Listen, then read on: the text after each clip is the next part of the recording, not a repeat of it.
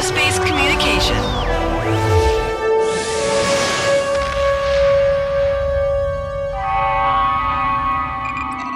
In Star Trek Online, you'll get to experience all the aspects of the Star Trek universe, exploration, diplomacy.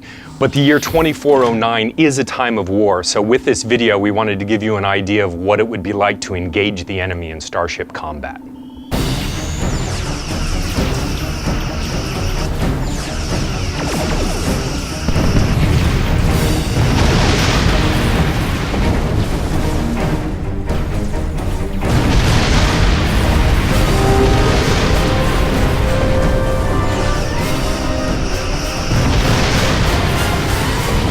The most basic strategy in starship combat is to maneuver your ship, use your energy weapons to bear on one section of your enemy's shields, knock those shields down, and then use your photon torpedoes on the exposed hull.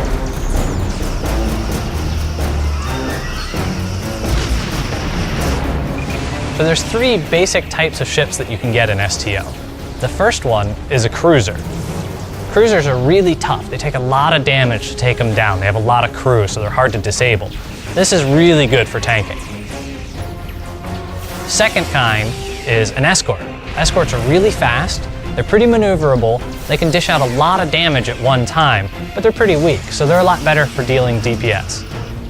The third type is a science ship. Science ships are really good at increasing the abilities of you and your teammates, or decreasing the abilities of the enemy. They do crazy stuff like bouncing things off of deflector dishes or scrambling enemy sensors. It's really good at doing support. So one of the additional ways you can customize your ship, instead of just customizing your crew, you can also customize the components that are on your ship. So for example, you and I may both have the same class of ship, but the items that I'm going to put on my ship might be different than yours. For example, some of the station mods that I put on my ship might impact my phasers or my torpedoes. There might even be a difference in our deflector dish, so some of your bridge officer powers, which you've also customized, may act differently depending on the gear that you've actually put in your ship, even though you and I have the same class of ship. So your configuration of your ship defines something, but it's really the equipment, the weapons, the deflector dish, the impulse engines, the consoles that you equip on your ship, as well as the bridge officers who was activated at that time that really define how you play in combat. So your bridge officers in STO change how you play the game. You actually can select them, train them up, give them new abilities, they can learn abilities from new bridge officers, and they actually affect your powers that you have access to in space.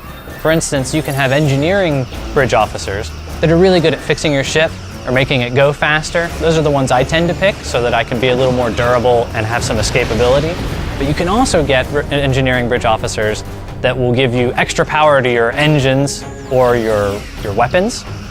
Tactical officers will allow you to fire multiple torpedoes at once or really overload one phaser and shoot one giant beam of energy.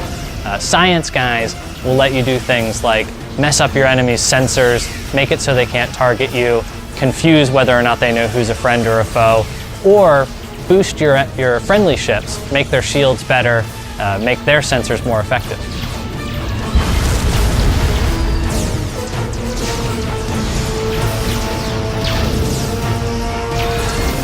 We are the bulwark.